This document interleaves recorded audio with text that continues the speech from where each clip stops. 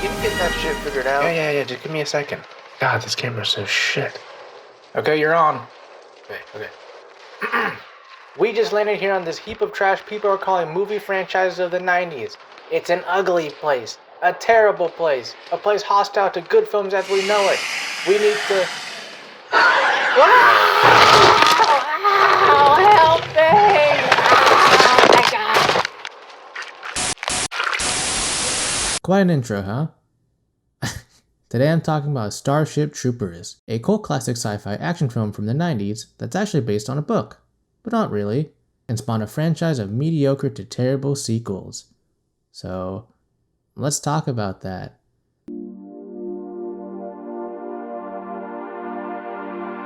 Starship Troopers, a military sci-fi novel by Robert Heinlein, published in 1959. Heinlein is considered the real pioneer of this genre and is placed alongside legendary sci-fi authors such as Arthur C. Clarke and Isaac Asimov. The novel is actually credited for introducing the concept of power armor, something we'd see dominate the sci-fi scene in many works. The novel was a huge success, to his surprise, though with all that praise came controversy. Many people criticized the book's advocacy for militarism, believing this reflected Heinlein's personal views, labeling the novel and him as a fascist. Though Heinlein wrote other works, such as Stranger in a Strange Land, which many consider to be the hippie Bible, so it's safe to say that he doesn't believe all of it. Not the point of calling him a fascist or anything.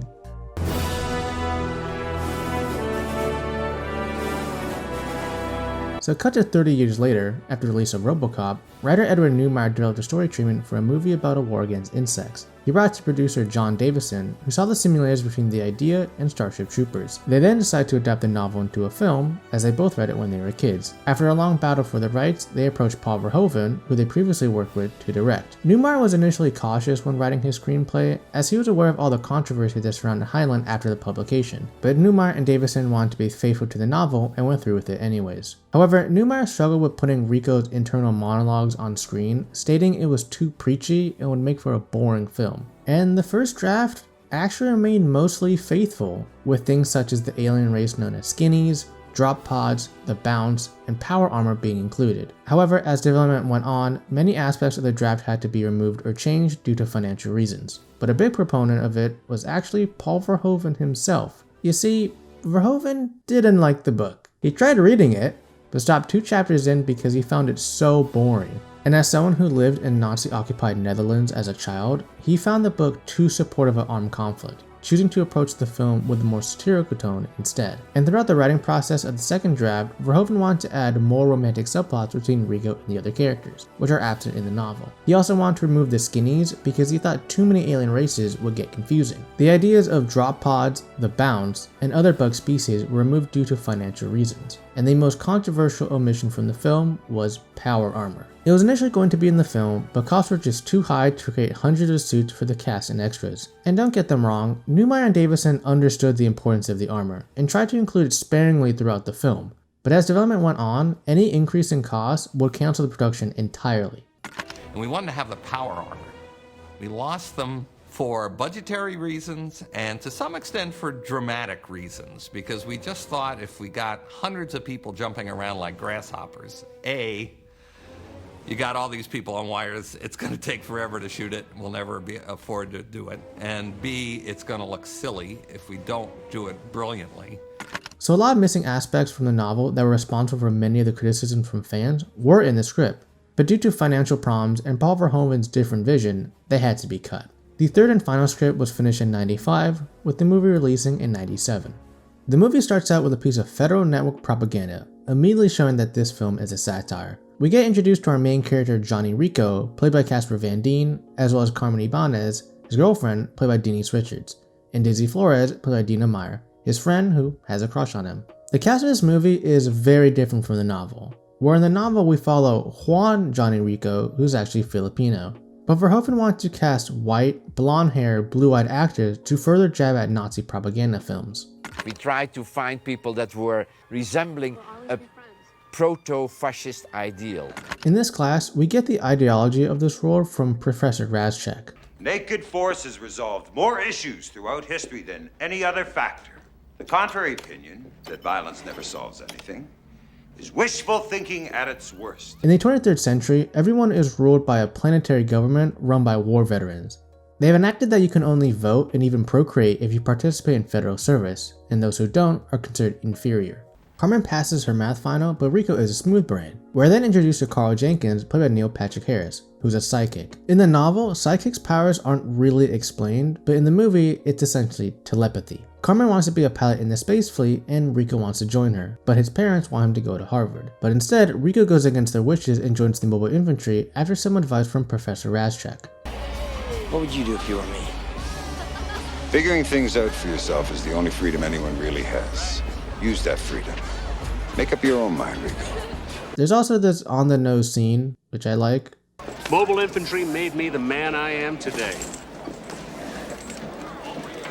At boot camp, we're introduced to Ace Levy, played by Jake Busey. He's the comic relief of the movie. We then get the famous co-ed shower scene where the group discusses why they joined the mobile infantry. Jonna wants a career in politics, Breckenridge doesn't want to be a farmer, Kajumi got accepted to Harvard but needs the money, Katrina wants to have babies, Ace wants to become an officer, and Kitten Smith, yes that's his name, wants to be a writer. I like this scene because it shows how much of society is controlled by the government to the point where you need a license to have children. Fun fact about this scene, the actors were uncomfortable to film themselves naked unless Paul Verhoeven undressed as well.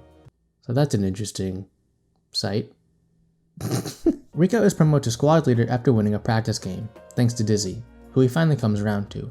Carmen then breaks it with Rico, choosing her career over him. She's also falling for her partner Xander. The lesson learned, if you have a girlfriend who doesn't seem that interested in you in the first place, don't join the military to be with her. The cadets are put through a live fire exercise with Rico as squad leader. During this, Breckenridge's helmet is malfunctioning, so Rico takes it off. Then this happens.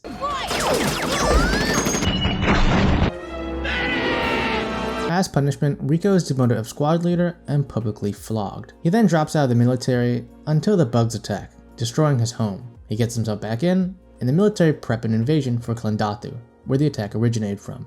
This invasion scene is so good. Just look at it.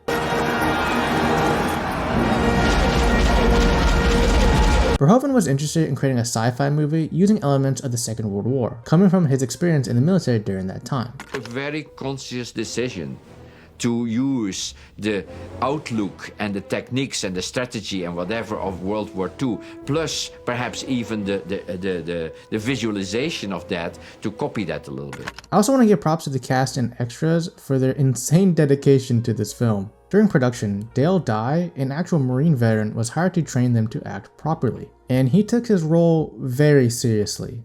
It was intense. He put the cast and some extras through a mini boot camp, where in some cases they had to sleep in open-air tents during a blizzard. The actors who participated in the boot camp actually led their own group of extras, like a squad leader, during the invasion scene. During the battle, Shijumi and Katrina are killed, and the squad gets the order to retreat. This reporter is then split in half. Kitten is then killed, and a bug tosses his upper torso at Rico. Rico is then injured and presumed dead. I think now we should talk about the bug design. The arachnids are a mix of CGI and practical effects. A lot of the close-up scenes have life-size mechanical bugs that the production team built, while the swarms are obviously done in post-production. And despite its age, the bugs look great. The actors had some difficulty with the fact that they're fighting practically nothing when filming, so. We find Rico to be alive and recovering, and afterward him, Dizzy, and Rico are assigned to a new unit, led by Lieutenant Razchek, played by the man himself, Michael Ironside, who honestly gets the best lines of the movie. Everyone fights, no one quits. If you don't do your job, I'll shoot you. The unit is sent to Planet P, where we meet tanker bugs for the first time. The tanks they used in the Second World War, where they would shoot a gas, and they would go over a distance of 30-40 yards, like the tanker bug is doing this, whoosh, that comes out of his mouth. That's based on that. Rico blows one up and is promoted to corporal. However, the celebration is cut short before the unit is sent out to investigate a distress call at Whiskey Outpost. There, the sergeant is grabbed by a hopper and Razchek mercy kills him. I'd expect anyone in this unit to do the same for me. The unit finds a body with the brain capacity of your average MCU fan, and only someone like Michael Ironside can deliver such a silly line in this way. They sucked his brains out.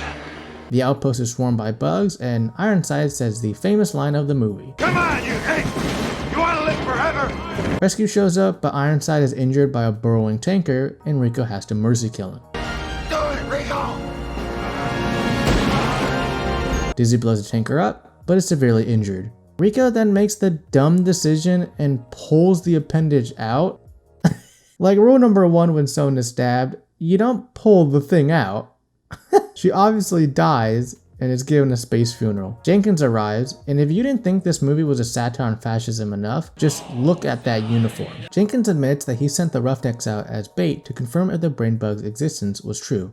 Knowing it is, Rico is promoted to lieutenant, and the Roughnecks are sent back to Planet P. Carmen's ship is then hit by a plasma blast, with her and Xander crash landing into a bug's nest on a planet where they're captured and taken to the brain bug. This bug is fucking disgusting, and a lot of it was done practical, surprisingly. So we were able to fit 5 puppeteers inside there. They did some manual operating of eyes, for instance, and the mouth. The stinger that comes out and sucks people's brains out was in part manually controlled. In addition to that, there was a lot of servo actuation of little feelers and feeders and things. Rico then saves Carmen and the brain bug is captured, and Jenkins determines It's a fray! the movie ends with another FedNet and the war rages on. Come on, you ape! You wanna live forever! So that was Starship Troopers. I personally love this film. Not only is it a great alien action film overall, but the satirical take was really well done. I think the film's approach to Heinlein's fictional universe is so different that I'm able to distinguish both works on their own. And say what you want about Verhoeven and how he treated the adaptation of the novel, what you can't say was that he didn't have passion and care for the movie he wanted. He really did. Verhoeven himself did over 4,000 of his own storyboards, which he then handed into the storyboard department. And Paul was constantly drawing, and Paul was doing things on the side of his scripts. He was doing full-blown production sketches. He was doing little panels. I'd say the only thing I didn't really like was Carmen. I feel like her character and whole subplot weren't interesting at all. She's not given any character development, or at least an interesting side cast like Rico. But I love the movie overall, despite that. Unfortunately, most audiences at the time didn't agree. People did not like this movie. It's a movie that lasts more than 2 hours. That's why I said you repetitive. get a lot of shots of bugs being blown up. And these bugs, once you master what they look like and what they can do, are pretty boring. Most people didn't even get that it was a satire. It's kind of shocking they didn't get it. I guess we blew it if they didn't get it. There was talk of that this is a Nazi film, that it actually promulgated Nazism. It was ludicrous. And with every great movie, we get sequels. Oh my god. The live action sequels are god awful. Do not watch these films. I remember seeing them when I was researching for the first movie, and I was like, oh, they made 2 other movies? I wish I never saw them now. Starship Troopers 2, Hero of the Federation. It was released in 2002, straight to DVD. This movie is like the Prometheus of Starship Troopers. It doesn't feel anything like the original, besides the bugs. The plot followed this squad of troopers who are overrun by bugs and escape to an abandoned outpost where they find this new species of arachnid that can go into your mouth and control you. So, zombies. Not only do I not care about any of these characters, this whole movie looks cheap. Like it was filmed in someone's garage. To be fair, the budget for this is less than 10% of the original film, and from what I can tell from behind the scenes footage, the cast had fun and Phil Tippett did a good job directing. So, that's good at least. And with a fraction of the original's budget, going with an enclosed horror movie instead of a huge CGI war flick was probably the best idea. And to give some praise, the practical effects are pretty good, but all that can't save shallow characters and a boring story, so I can't deny it's bad. But hey, maybe third time's the charm? Spoiler, it's not. Starship Troopers 3 Marauders returns to form with intense gore and over-the-top satire. While the second film didn't even feel like Starship Troopers, this one feels like parody. Like a fucking spoof. Marshal Inoki and support our war effort at the same time, because it's always a good day to buy. The acting isn't great. Not stupid, Lieutenant. Keep it up, Foxy. I like my bugs fried. The special effects are terrible. It looks like a fucking Wii game. This one scene is just, it's perfection. The story focuses on this crew who gets stranded on this classified planet. There's a Sky Marshal who wants to like worship the bug religion to make peace, and he sabotages a whole base to prove his worthiness.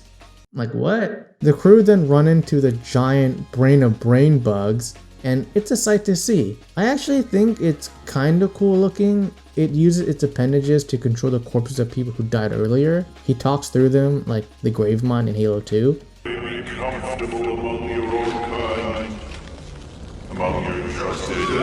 I am the monitor of Installation 05. And I am the Prophet of Regret, Council of Most High, Hierarch of the Covenant. Then Rico and his team save them in these huge mech suits, and the effects are impeccable. Oh my god, this movie just feels like a big fucking joke. The ending is the Federation adopts Christianity, and this fantastic line is spoken. Because it's official. God's back. And he's a citizen too. I do admit, this movie is better than the second one. The second movie is just bland and boring, and this one is just silly and stupid. So, pick your poison. Things don't seem to be working out here, so maybe our friends in the East can do something better. There are two animated movies from Japan, Starship Troopers Invasion and Starship Troopers Trader of Mars. Starship Troopers Invasion was released in 2012, and it's pretty okay. The animation is good, the action was fun, the characters are sort of memorable, like they all have their own trope, but there's so many characters that some of them get zero development. Like I legit forgot the names of some of these people.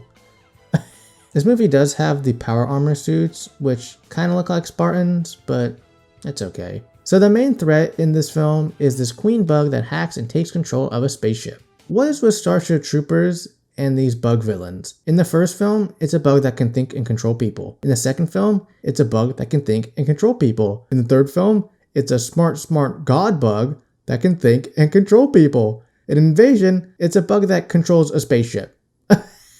Like, can you be original? The overall film is fine. I don't want to spoil too much, and it's actually all on YouTube for free, so check it out if you want.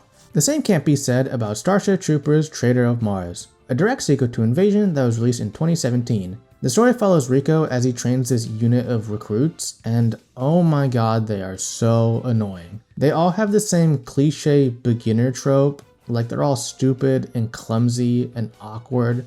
Baba! Oh, jeez, that's me. Flip the nuke, put the launcher on the nuke. Oh, but not yet. And Jesus, the dialogue is so cringe. You do that once, you want to do it again. Just like sex. Even better! Oh yeah! Not better than sex. There's a scene where Rico gets stranded and Jenkins uses like a force projection of Dizzy to motivate him to get up. And they're just walking for like 30 minutes. Like nothing happens in this film. It's sad because not only does this movie look really pretty, but they got Casper Van Dien to voice act as Rico, of all films. Though thankfully, the villain isn't some bug that controls your Samsung fridge or something. It's actually just this typical bad guy. She wants to blow up Mars to like drum up political support, and I don't give a shit. There's a scene where Jenkins fucks with her mind and her nose bleeds on air, and you can see the disapproval rating go up. Like it's just so cheesy. The ending is all happy and Rico becomes a general and woohoo. Come on, you apes! You want to live forever?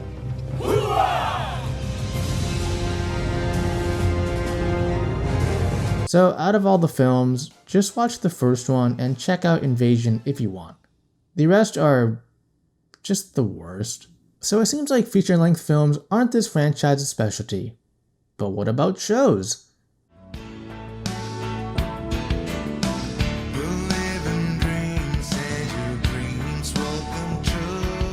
I'm glad to say that the animated runs are pretty good, starting with Starship Troopers released in 1988. And it's actually an anime based on the novel and not the film, but I'll talk about it anyway. The show focuses on Rico's journey as he joins the military and goes through boot camp. And it's surprisingly heartfelt. And I'm not saying like, oh, anime can't be serious. Trust me, I know. I was just surprised that this anime wasn't just a cash grab with mindless action, and while it's nothing to give an award to, I still found it compelling. The art style is also great, I love hand-drawn stuff, and the music is so good.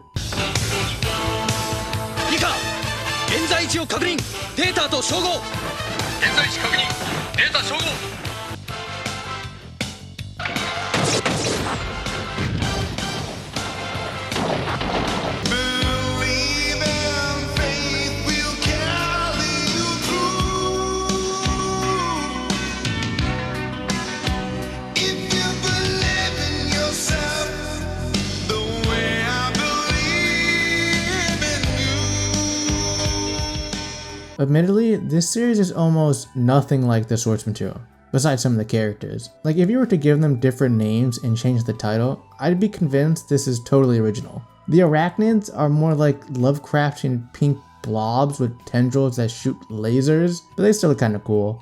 While the show itself takes a lot of creative liberties, I thought it was fun overall. There's only 6 episodes, and again, it's all on YouTube for free if you want to check it out.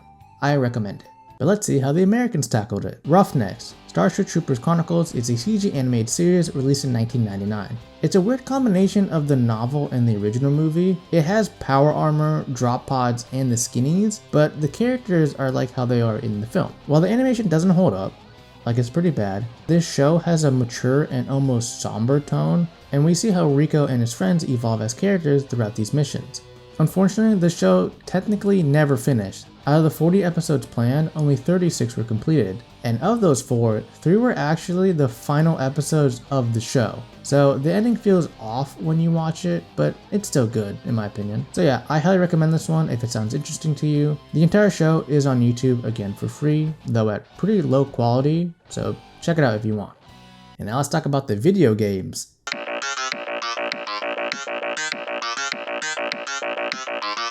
There were a good amount of games that were released after the film. I'm not going to talk about all of them because there's a lot, and like one of them looks like this, so yeah. I'm going to be focusing on 3 games in particular, starting with Starship Troopers.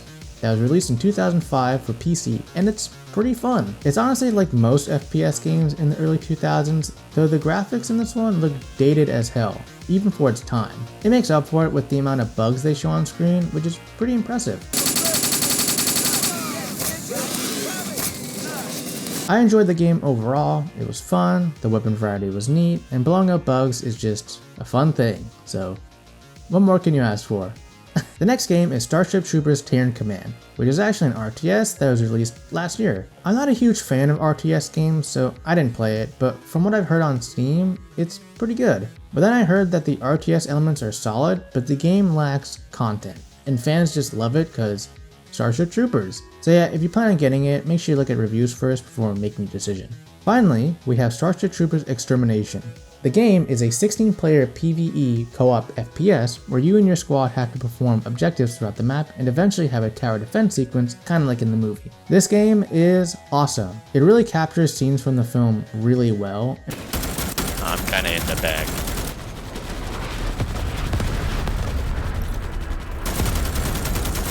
And while the 2005 game did that, it just feels so much better with 15 other people alongside you. It is in early access, so there isn't too much content at the moment, and the bugs are pretty bad. The game crashes and stutters a lot, especially when there's a ton of enemies. Your PC will explode at times. Bugs will just go flying randomly. So yeah, it's really unpolished, and if you'd rather wait, I understand. But as repetitive as the game can be, the various teammates you encounter really make up for that. Take it, you motherfucker! Oh my god. We are done. Quite a franchise, huh? I didn't go over everything, obviously. There's the comics that were published by Dark Horse after the film, and there were obviously more video games I didn't talk about. There was just too much, and I want to go over most of the franchise, at least. Starship Troopers is a really good novel adapted into a really good movie that just fell victim to franchising. So just add it to the list. So yeah, thank you for watching. I wanted to make this video because honestly the movie was a part of my childhood, and I never knew there was more than just that movie. So it was really interesting and kind of heartbreaking to discover all this, and hopefully it was for you too. So yeah. I am Bisho, and I will see you all later. Have a good one, you apes. If you're gonna stick around for a little bit, I want to say thank you for all the comments on the Batman video. I never thought it'd blow up in any way. I didn't even think it passed like 200 views at most, and to see all your comments and feedback in general is just amazing, so thank you. I know that this video isn't as in-depth as the Batman video, and honestly I'm not that proud of it, but I do have other works in the future. I'm working on a Blade Runner video and one for the sequel, so yeah, stay in touch. I will see you all later, again.